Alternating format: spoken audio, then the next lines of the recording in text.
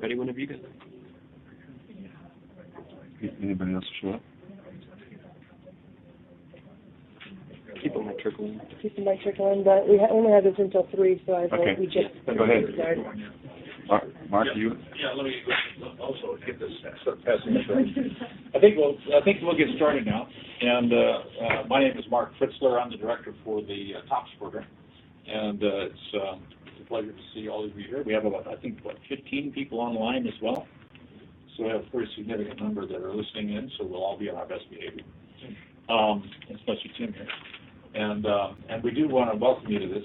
This is a part of an ongoing series of activities that we've been sponsoring with Tango. Tango International is one of the partners in the consortium that makes up the TOPS program, and TOPS is the prime is Save the Children, and then we have 4 partners: Mercy Corps, Tango International, Food for the Hungry.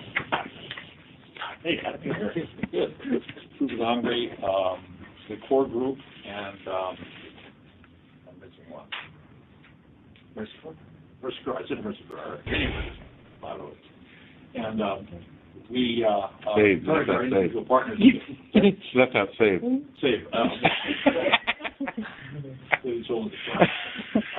And we do encourage our individual partners within the primary consortium also to take advantage of the forum provided by the TOPS program to do things such as Tim is carrying forward here.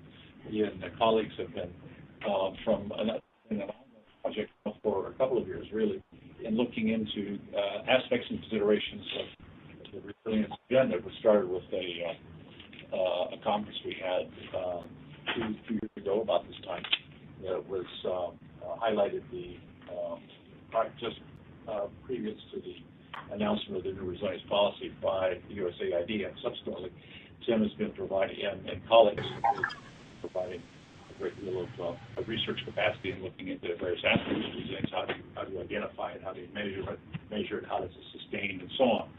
And Tim has presented some of his findings, some of the papers that we've been working on in previous opportunities that TOPS has sponsored, and we are pleased to have an opportunity to give him a chance to talk about his latest paper on measuring community resilience.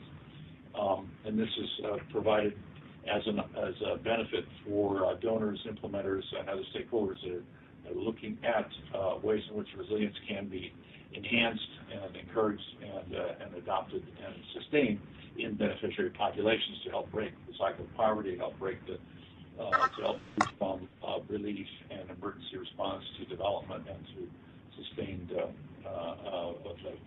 improved lives. So without much more, I would like to present Tim Feingerberger, President of the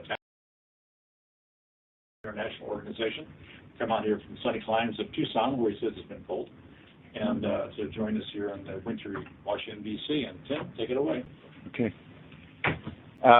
Just another thing, I want to give the Feedback Project credit from Feed the Future that also was a major impetus for writing this paper and actually provided a lot of guidance and reviews of earlier versions and have made this hopefully a better paper. One of the things, I want to give you a little background before I actually go into the paper, and we'll make sure everybody has access to the paper. But one of the things that 2 years ago, when we had the first meeting on resilience that AID called, I think, one of the things that was obvious was that we've come a long ways in the last 2 years, both in the way we think about it, the way we conceptualize it, the way we try to measure it. And so if you look at where we were 2 years ago and where we are now, I think it's been a lot accomplished. And I think a lot of people have contributed to that thinking, and I think several of them are in the room here. And so I think what's important is that we know from the very start that we didn't really have it right, and we're learning as we go, and we're continually trying to improve upon it. And, you know, even the paper that I'm going to present, I know it still probably could be improved in the future as we test some of these ideas out. So think of it as a learning agenda that we're constantly updating what we're doing, and we're trying to get better at it. The other thing I think is important is that when we called an expert consultation on resilience measurements back in February 2013. What we tried to do is we brought together all of the different organizations that were actually trying to measure resilience, and what we came across was that almost everybody was focused on households, trying to measure household resilience. And it was obvious to people in the room that there needed to be a lot more thinking and ideas around community resilience and actually how you measure community resilience. And not just community resilience, but higher systems level changes in resilience as well. And so this is the first attempt to try to help fill some of those gaps. It's not that we created the wheel, but we pulled from a lot of work that's already been done on community resilience from other sources. And what's been really interesting is some of the people that have been doing most of the work on community resilience actually have been writing for the Journal of Homeland Security. And so a lot of the theoretical ideas on community resilience actually come out of those writings from those journals. And quite a bit of community resilience work has also come out of Australia. So we're pulling from a whole bunch of different resources in coming up with these ideas. So and it'll become clear as I speak where some of this stuff comes from. So one of the things that is important, as I said, that came out of that expert consultation is that we recognize resilience manifests itself at many different levels. It manifests itself at the individual level, the household level, the community level, and higher level systems. And that these levels are interdependent. So you have this interscalar dependency. So one can influence the other. And it's important that if we don't take those influences into account, we could actually target inappropriately, or we could actually make decisions about allocating resources that may not necessarily be true, since we haven't taken those other levels into account. One of the other things that was difficult about writing this paper is what we mean by community. A lot of times when we think about community, people think about it as conceived as a unified group of shared norms and beliefs, behaviors, interests, where they basically are in some kind of space.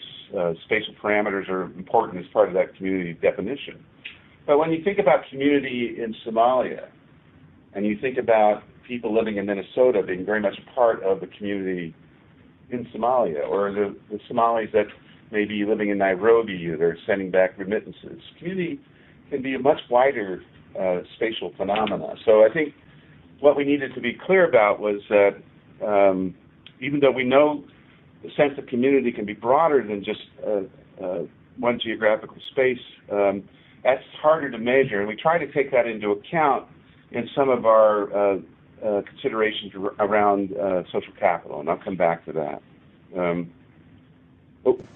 So when we talk about the definition of community, the one that we're using in this paper is that a group of people in a shared geographical space with diverse characteristics and priorities. Again, they're not a homogeneous group, but they live in the same area, but they're linked by social ties.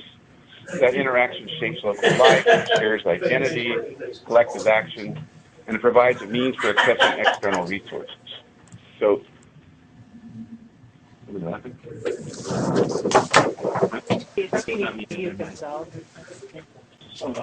hey, people ask me yourself.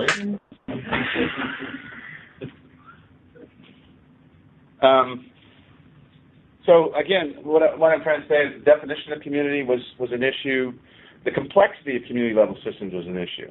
So, for example, a lot of the work that was being done by researchers looking at urban communities in the United States, these are very complicated, very dense institutional groups. And so the complexity of the institutional context in these large urban centers versus villages that might exist in the Sahel, there's big differences. And so we need to take that into account when we talk about community.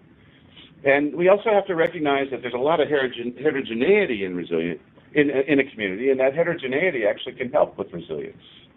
Both heterogeneity in the sense of people being connected to different groups outside, but also heterogeneity in terms of people with different skill levels, different wealth levels, etc., and how these people interact with each other and have a lot to do with how they manage risk.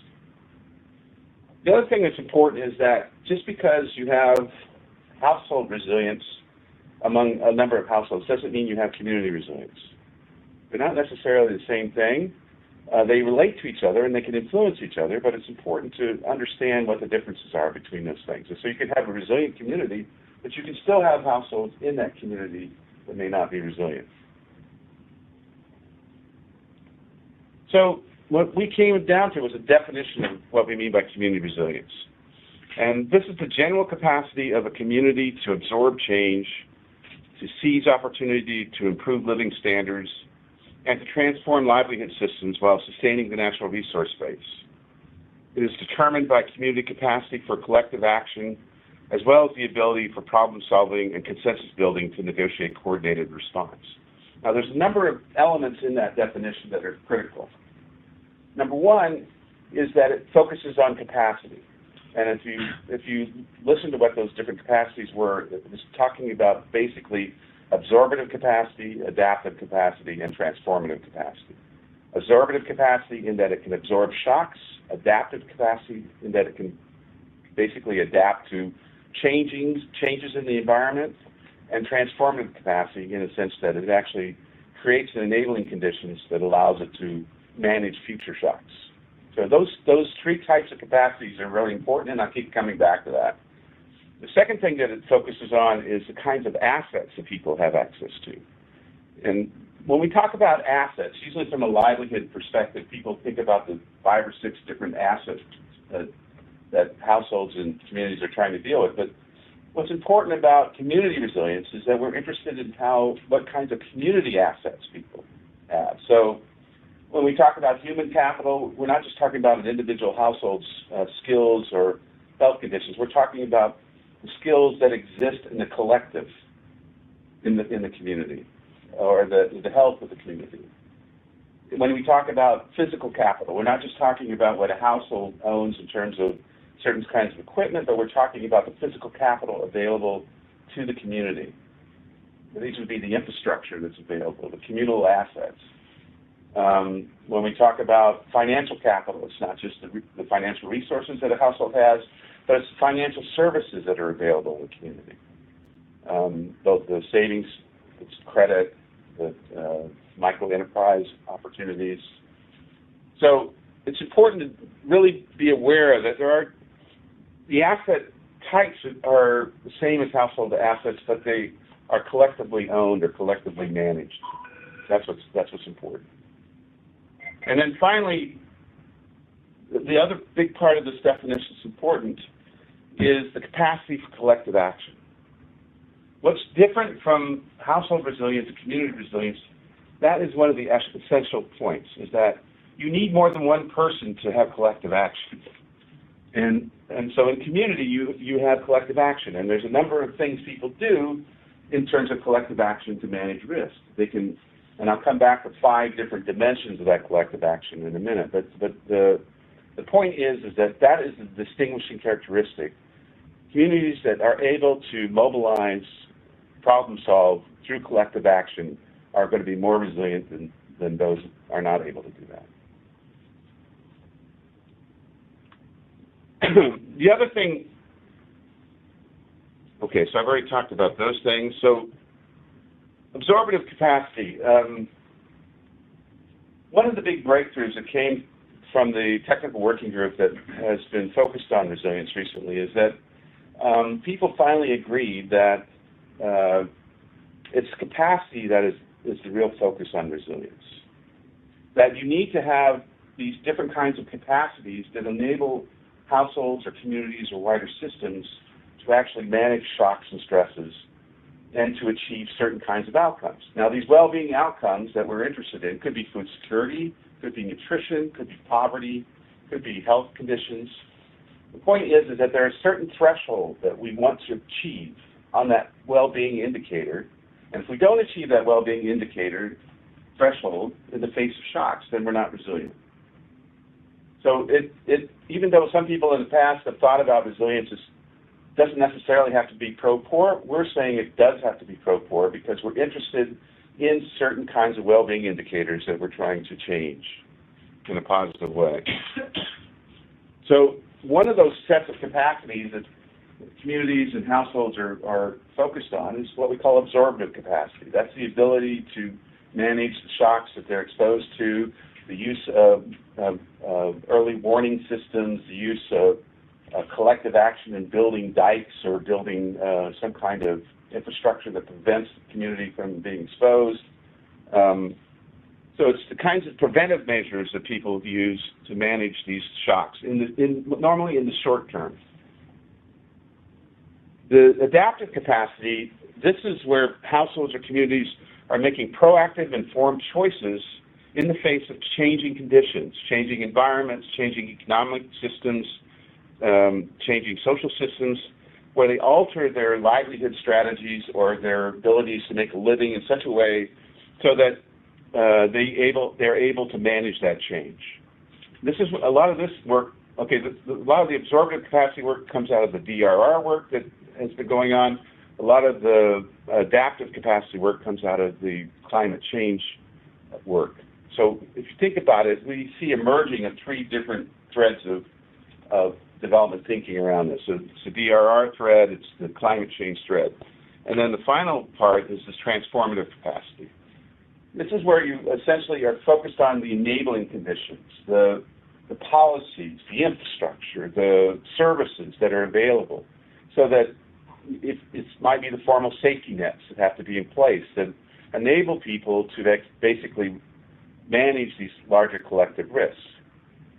So what is important here is that communities, just like households, have different ways that they take their assets, they take their various capacities and skills to manage shocks and stresses in a way to meet their objectives, their longer-term well-being objectives.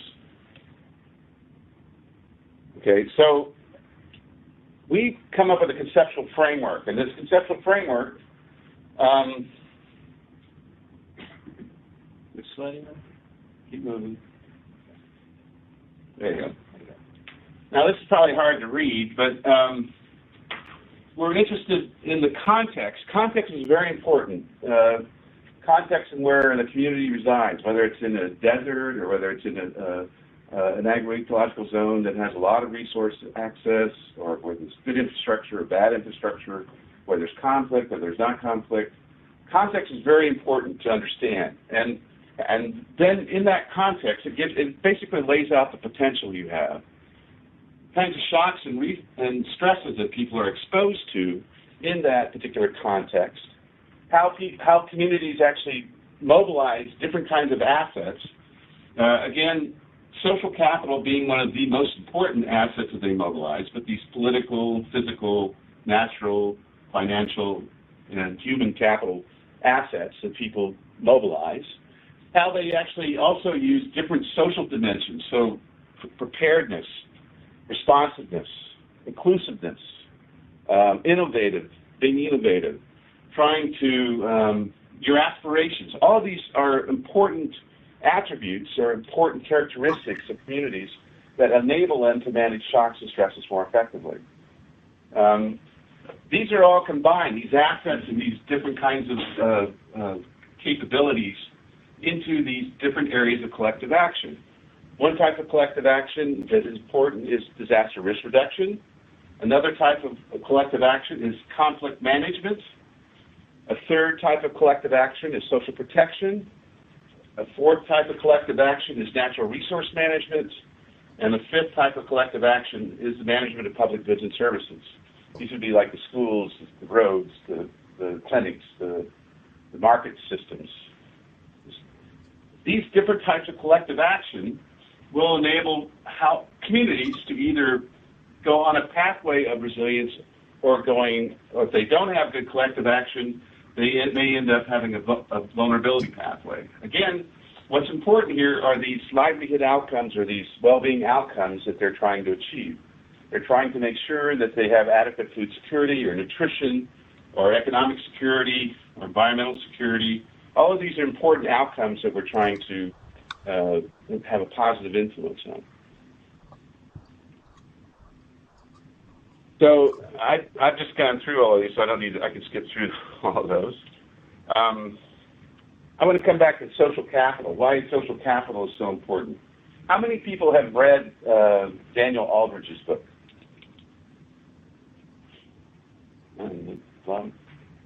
One. I read it. It's a very important book for you to read, and it's because it looks at disasters that occurred in 7 or 8 different locations. It talks about the Katrina. It talks about the disasters, the tsunamis that hit. It talks about the earthquakes that hit Japan. It talks about the earthquake that hit Haiti. You know, it goes through all of these different disasters, and it was trying to determine what were the factors that had a huge influence on recovery in these disasters. And what he found was social capital had a huge impact on recovery in these places. And there are 3 types of social capital that he talks about.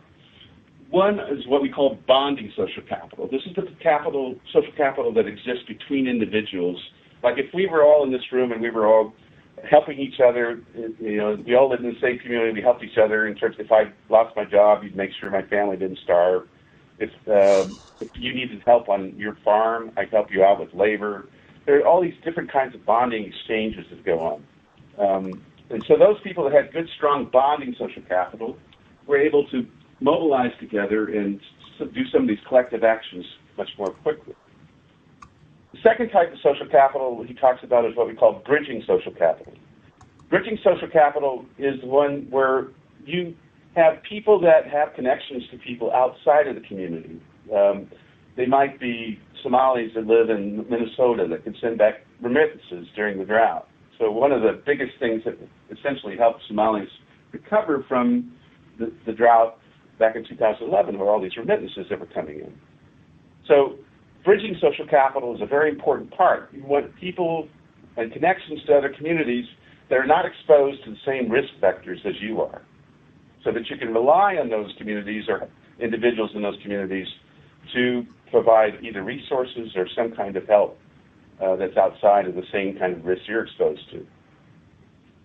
The third type of social capital is what we call linking social capital. This is where people are connected to people that are in power, or you know, it could be government, it could be an NGO, it could be the private sector, but somebody that is in a vertical relationship to some power structure that they can advocate on their behalf to bring resources and to bring services to their community. And what Aldrich found was in those neighborhoods, those communities that had these strong 3 types of social capital were the ones that recovered the quickest, were able to get back on their feet the fastest. And so we're interested in understanding how social capital actually relates to these 3 types of capacities that we've just mentioned. So how does bonding social capital, bridging social capital, and linking social capital relate to absorptive capacity? How does it relate to adaptive capacity?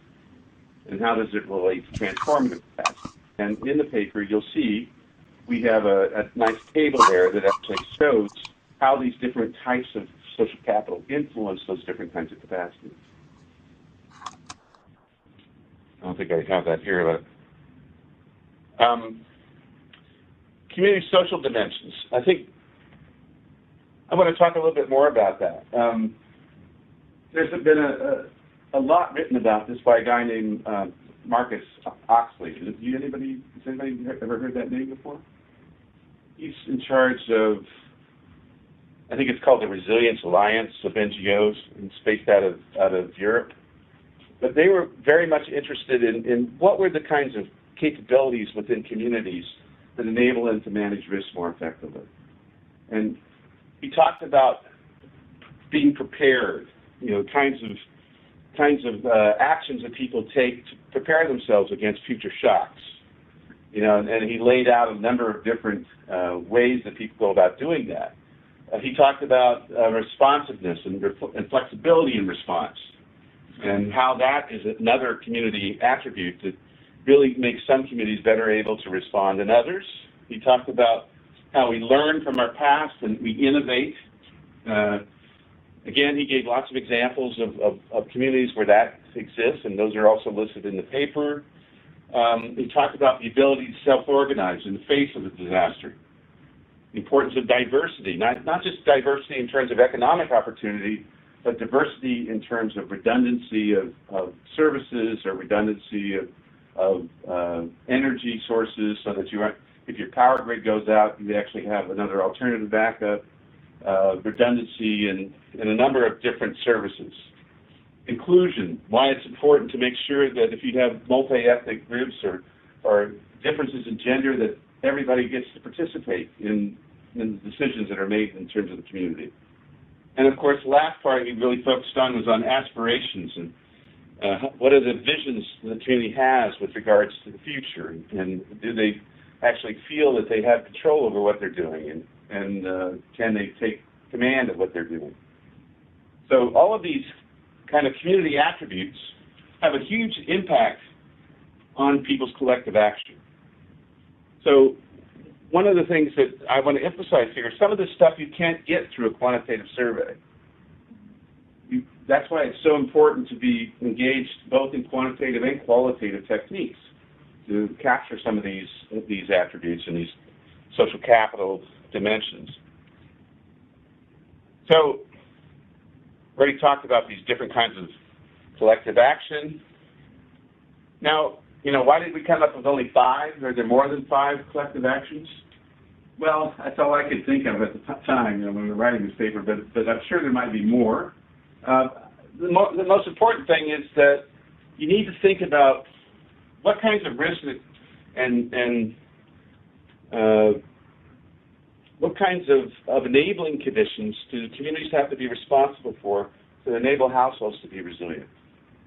And I was thinking, okay, they need to be able to work together to manage disasters. They need to be able to manage conflict so that conflict doesn't overwhelm their livelihood opportunities. They need to be able to help each other when times are tough, particularly idiosyncratic shocks that are hitting communities. They need to be able to manage their natural resource base so that in the long term they're going to be okay, and then they need to be able to manage public goods and services that are being offered in that community. Those are all contribute to the resilience of households in that community. So we were trying to figure out, without being too complicated, how would you actually determine whether a community was more resilient versus another one? And so that's why we focused on these types of collective action, because you can actually come up with indicators that kind of capture each of these different dimensions, and you can score these indicators in such a way that you can determine that one community seems to be much more resilient than another community. And then we can look at those differences in terms of community resilience and see what influence that actually has on household resilience. Now, you're probably going to say, well, have you tried it anywhere yet? Well, we're just starting, okay? First, we wanted to, dive into the literature, try to figure out what people currently were advocating, and now we're actually trying to implement these measures in impact evaluations that we're doing. So we're in the middle of one impact evaluation right now, the baseline, for the PRIME project in Ethiopia, and we're using some of these measures as part of that PRIME project. Okay, so a lot of this I've already talked about. We already talked about scoring. So in terms of a measurement framework, what we're interested in is that you need to have some notion of the current status of well-being and basic conditions that exist in an area before any shocks hit. So you need to understand what is the current status. And then you want to know something about the kinds of disturbances, the shocks and stresses that people are exposed to in that context. And it isn't just going to be one. It tends to be a mix of shocks and stresses.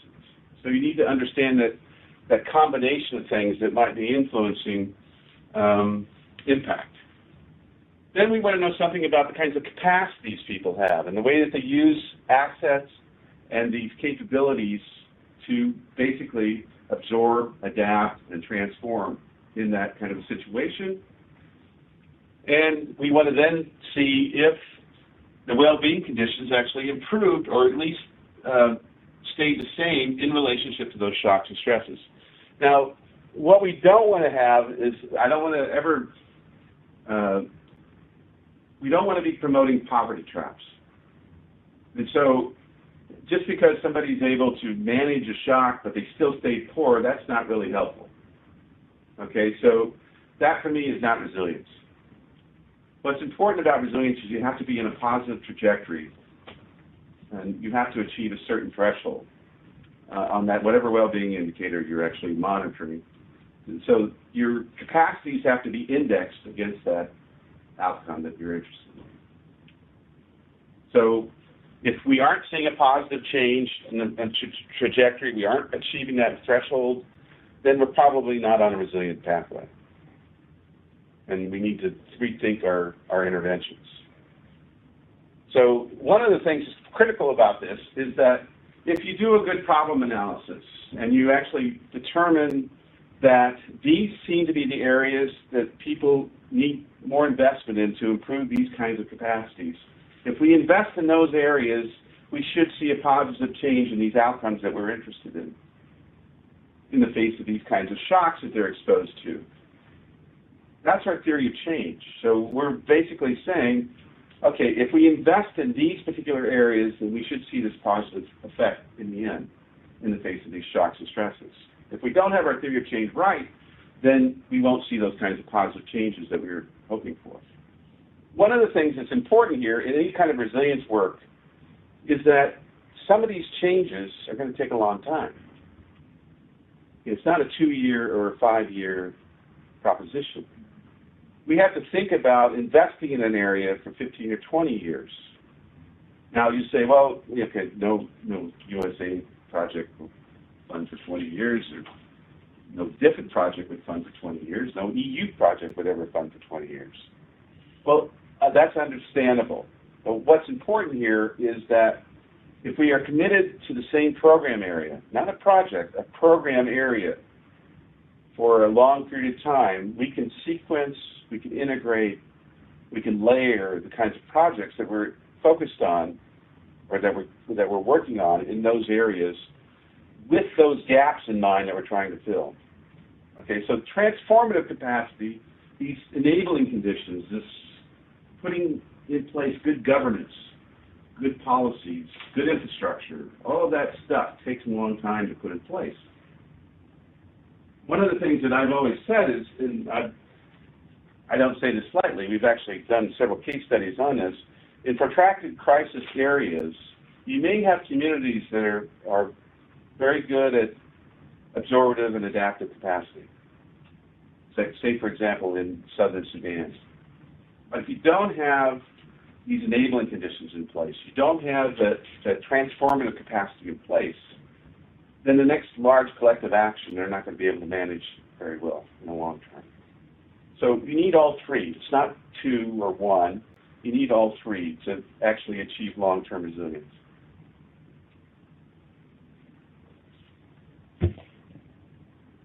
Okay, so this is what it, again, this is all, you'll have this in your paper, you'll see this, it's kind of hard to read up close, but essentially this is the context line.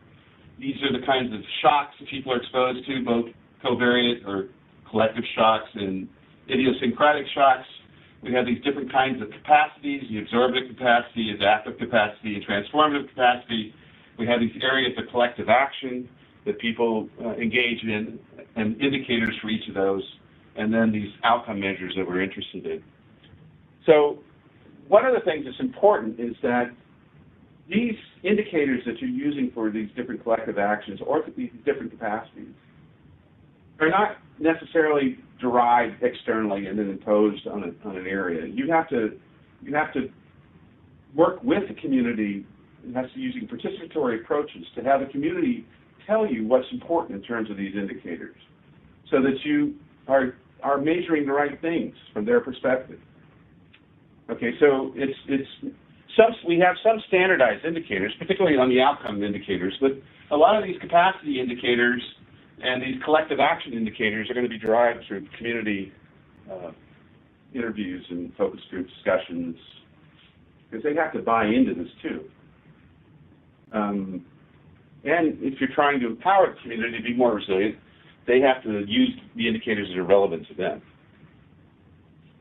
So this is where both the qualitative participatory approaches and the more quantitative representative samples combine. They come together on this. And you need to recognize that both have value, both are important. A lot of this intangible stuff is not easily gotten to by quantitative surveys, especially a lot of the social capital, the political capital, these aspirations. A lot of this stuff is you need to be very, you have to use very good qualitative techniques to get that stuff.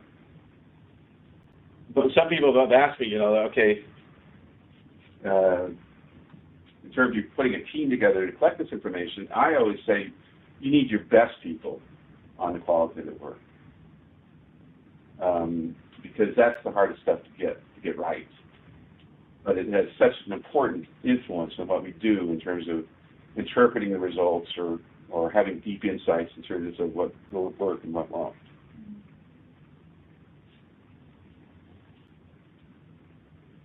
Now, one of the things that our reviewers, in fact, one of them's in the room, pointed out was that we need, if we are going to be making measures at different levels, we are going to be measuring resilience at the household level and we're going to be measuring it at the community level, how do you actually relate these two levels together in your analysis? Okay, and so this is where this hierarchical linear modeling has been suggested as one avenue that we can use. And this is what it does is it enables us to look at the interscalar dynamic of nested relationships between levels of resilience. And you can actually build in formulas where you're trying to determine, through multi-level quantitative analysis, what determinants at higher levels are influencing outcomes at lower levels. And so I think, again, what's important about this is that if we only focus at one level and we don't take these broader systems factors into account, we could make some serious mistakes in the way that we target our interventions, or if we are trying to really determine what the real impact of something is. If we don't take this into account, we could make some serious mistakes in investment. So my feeling is that, if we are going to recognize that these different systems, different levels are important in any resilience measurement, then we have to have analytical tools that allow us to do that as well. So again, we're going to be testing this hierarchical linear modeling, hopefully. The team gets out of the field. In the study that we're currently doing right now. See what is the relationship between community resilience and household resilience, and does it have predictive value? Okay, I think I'll stop there. Thank you.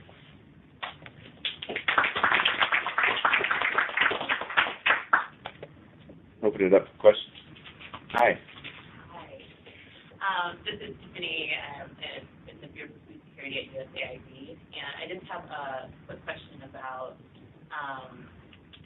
kind of stasis versus positive trajectories in resilience. So I don't want to beat a dead horse, and I know I think we should disagree on this point, but I offer maybe a potential compromise or just maybe food for thought, so rather than a question.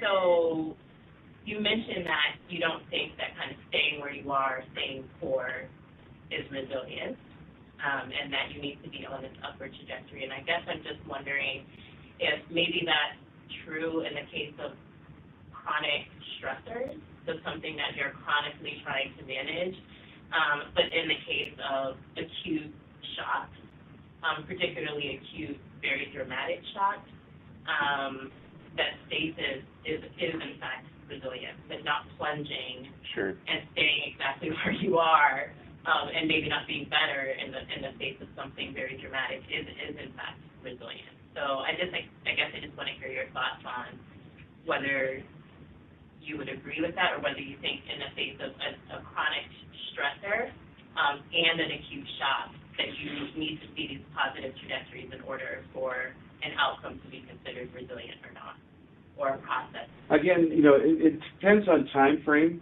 So for me, yes, if people are exposed to this acute shock and then they go down a little bit and then they come back up, in the short term, that's probably okay. As long in the long term, over the next 10 years, they aren't staying at that same spot. Because for me, then we haven't really accomplished anything. The ability of breaking out of that poverty trap has not been overcome, and that means for me that we aren't investing in the right areas. You need to not only make sure that with the limited assets that people have that they can absorb these shocks, but you have to create the enabling conditions that allow them to break out of that too. So in the short term, that might be okay, but you have to have a longer term trajectory, I think.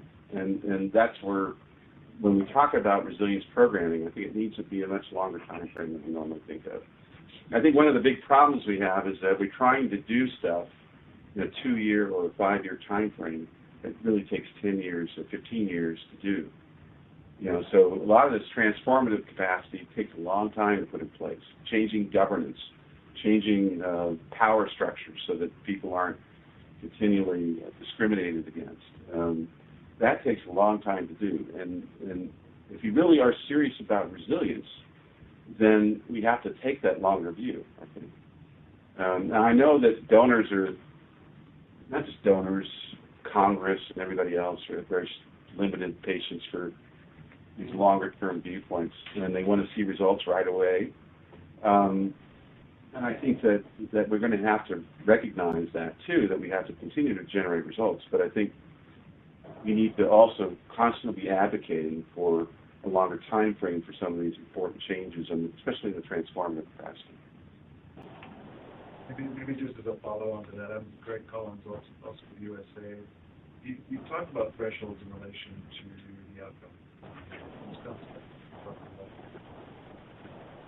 Right. It's much more difficult to develop thresholds around capacities, particularly when we're talking about qualitative performance, objective, and yet there is a need, as you just suggested, to be able to talk about gains and intermediate outcomes, maybe not at the outcome level, in these capacities, particularly absent a shock testing. So given that we do have an imperative to be able to show some progress, what's your vision in terms of thresholds or something like that?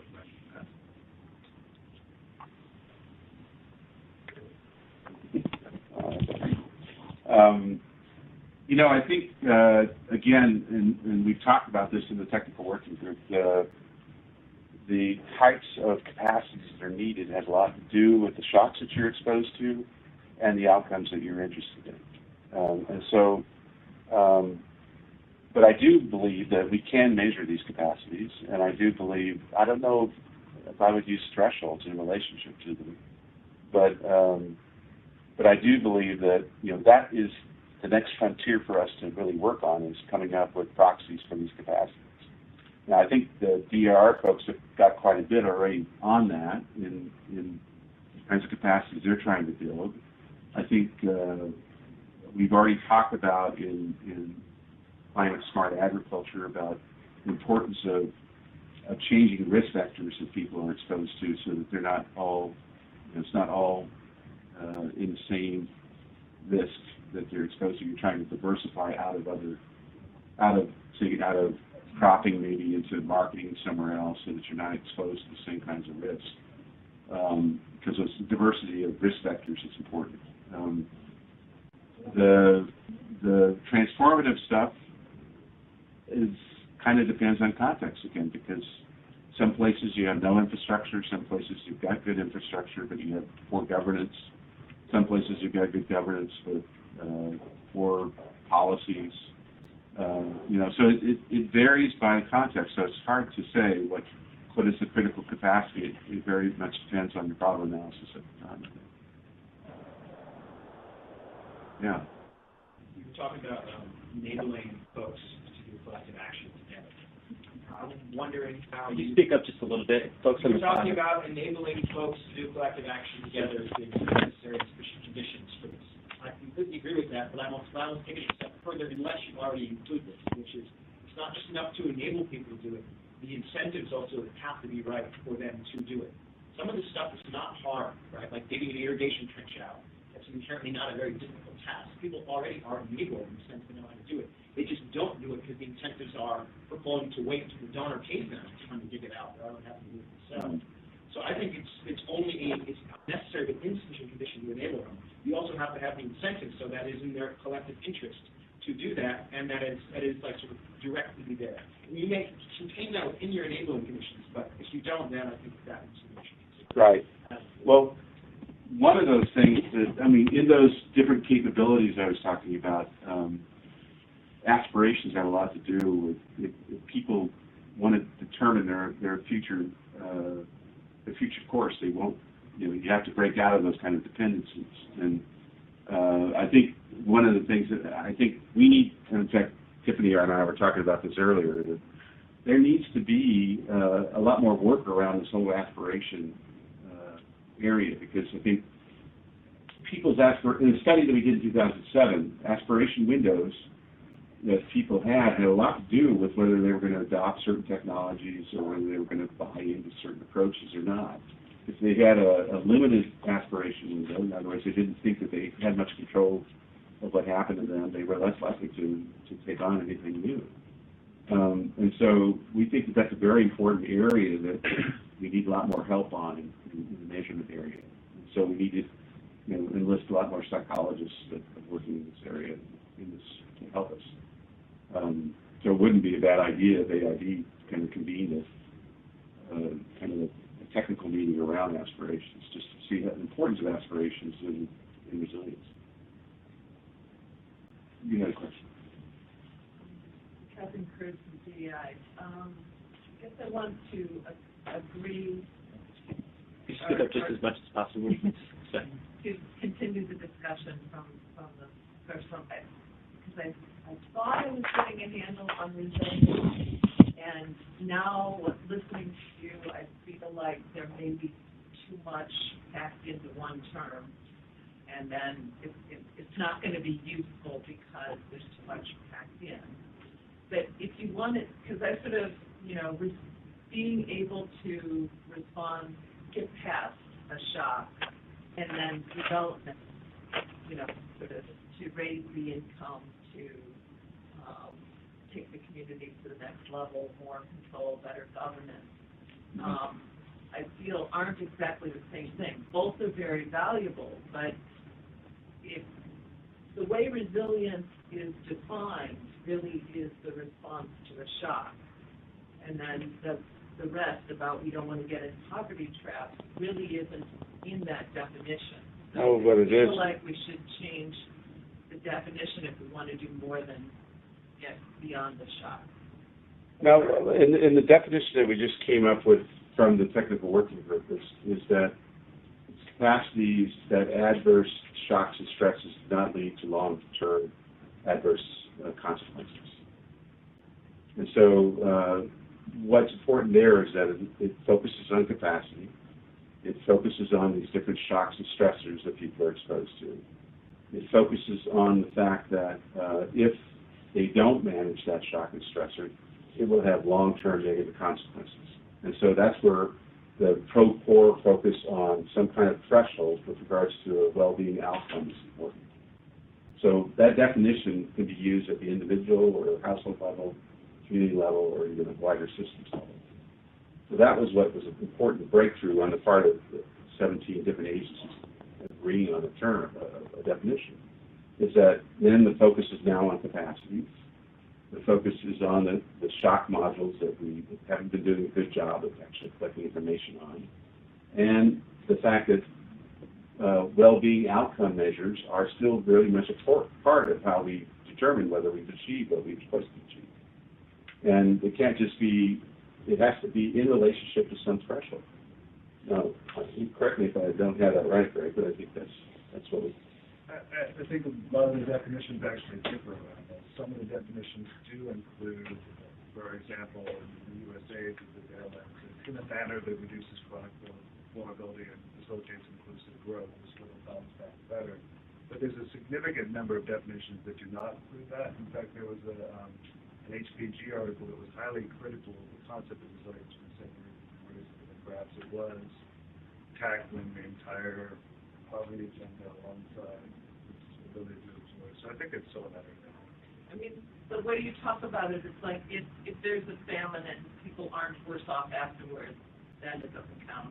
And also, if you develop, if there's some development or some increase in well-being without a shock, that can be, then that doesn't count. No, the resilience, we always have to talk about resilience in relationship to a shock or a stress.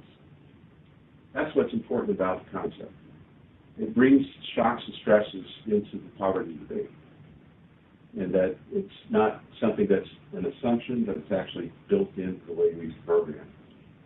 We are taking it. That most development, there is a shock that you can identify. No, a lot of development projects put it over the assumption problem. But are you saying that all development includes some getting beyond shock? If it's good development, they should actually take shocks into account. And there always will be some that can be identified. Shocks and stresses? Yeah, I think so. There's a lot in there. But what we don't want to have is resilience equivalent to poverty alleviation. It's not the same. It contributes to it, but it is not the same. Because there's so much more that goes into poverty alleviation. It's dealing with these major structural changes that are required. What we're trying to say, there are some enabling conditions that need to be in place that help households and communities actually manage shocks more effectively. But it's not all of the enabling conditions you need to have in place to eliminate poverty. So I think it's on the trajectory, but it's not the end state. It's not supposed to be a substitute for poverty alleviation. What it's supposed to help us do, though, is understand that if we allow people to manage change more effectively, wherever the change comes from, whether it's a major collective shock or stressors that they're exposed to, and they can manage that change effectively without becoming poorer or trying to move in the right direction. I'm not saying that we aren't on a resilience trajectory, even though we still are below the poverty line. If we're moving in the right direction, I think that's a good thing. I'm not as rigid as maybe Chris Barrett is on that. But so you can still be moving in that direction. Maybe you haven't achieved it yet, but if you're just staying at the same place, then that's not good enough. I guess this suggests, just because this is kind of a different view, we love the definitions, and some of them are just getting beyond the shock, to just like draw a picture. This is just getting by the shock. This is, so that it becomes more intuitive, or it becomes the new normal, the new resilience. And I know that's what you've been trying to do. I actually pulled up the paper that was not the right one, so I don't know if this one's available. It is. We can make this available too. Yeah. Again, the thing, just one more point on that is that I wrote this community resilience paper at the request of Feed the Future because there was a gap on this, and we needed to be thinking beyond the household. Now, that doesn't mean we stop there. We need to be thinking about these wider systems, market systems, the ecological systems, the social systems that also influence communities. So it's how we take those measurements into account when we actually do a proper analysis. But it doesn't mean I also abandon household measurement. That's something I'm still very much interested in. No, the community piece is really useful, and the social capital and all the different things you talked about, I think is really important. And so I think the proof will be on sort of how we do on measuring it, yeah. Yeah, and can we sometimes indicators are really good at measuring a certain point in time, and then they sort of aren't so strong at measuring change. And I think we really want to keep looking until we find ones that are sort of this community looks better, feels better, and the indicators show. And we don't claim we got it all right either. I mean, I think we're just struggling to try to contribute and then test it and then improve upon it, have other people test these things, make suggestions of making it better. So it's kind of an iterative process. Again, what I'm trying to say is where we were 2 years ago and where we are now, big difference. But it's all because there's been a lot of different people thinking about it, contributing, trying stuff out, failing on certain things and learning from that and improving on it. The other really valuable thing, even if we're going to have to keep repeating this a lot, is the real value is to bring together, disaster response and development. There should not be a huge gap. That's right. You should be able to pass this on and, go together for a while and make sure it's in the hands of, somebody else, or make it all whatever. And I think that's really good. I wanted to make one more comment about the community and the household, because while I think both are important, I think the interaction between them. So if the household thinks it can do it on its own, it may not contribute to the community. Certain communities, that's right. Will have a lot of resilience, but each household is poor. So I just think there's an interaction there that will be, I'm sure, tricky to try to capture, but really important. Right. And I think we're going to try to look at those issues in our analysis. But the other thing I wanted to say is that there are this technical working group. Maybe a lot of you don't know what this is, but this is the Resilience Measurement Technical Working Group, which has been formed out of the Food Security Information Network, which WFP, FAO, and IFPRI are part of. And it has about 17 different agencies, is that right, Gary? Something like that? So it has almost all, it has World Food Program, FAO, EFA, UNICEF. It has ILRI in it. It has IDS, Tufts, Tulane, Cornell. It has Tango. It has Greg's on the team. The other key is it has EGAD and it has SIL, so it's actually tying this discussion to places regional efforts that help, and that's actually been a huge lift to get that's it right. beyond just the isn't it nice we're all thinking to let's actually apply this in places. So everybody's coming together from their own perspective, their own measurement biases, and so trying to get people to agree on a definition was a major breakthrough. And then once we agreed on that, it was much easier to talk about the measurement issues. And I think the big breakthrough there was actually collectively recognizing that resilience is a capacity that can be used to influence a number of different outcomes. Because initially, the initial discussion was an argument about which outcomes mattered. And this shifted the discussion away from that extra outcome to come together. This is actually getting to be the better part of the conversation is getting more and more interesting as we go along. Unfortunately, we've hit the time spot, so we're going to have to give up this room because Plan has another use for it.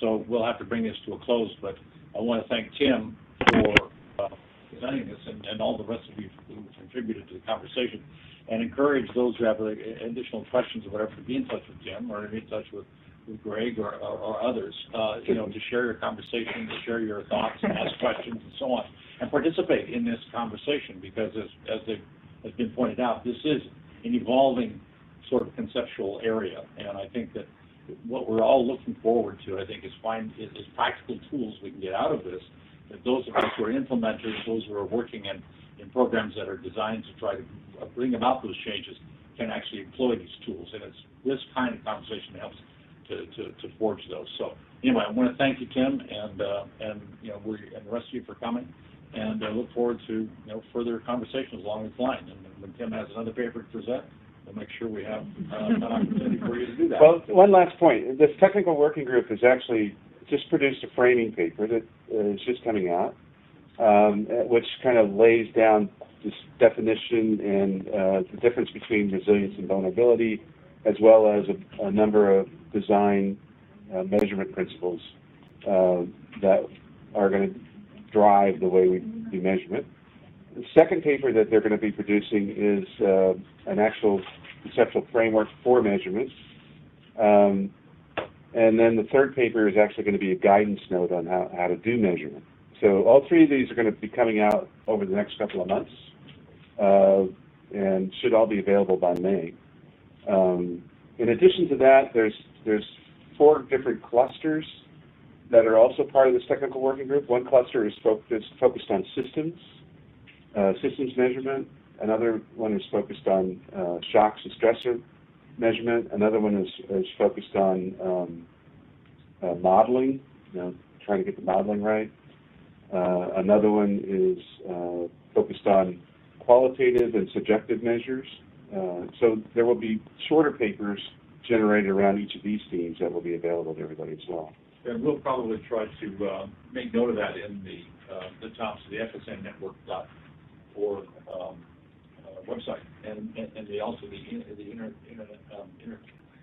newsletter that many of you, I think, are subscribing to. So we're providing links to these documents when they're available. But, well, unfortunately, we do have to wrap it up. So if everybody is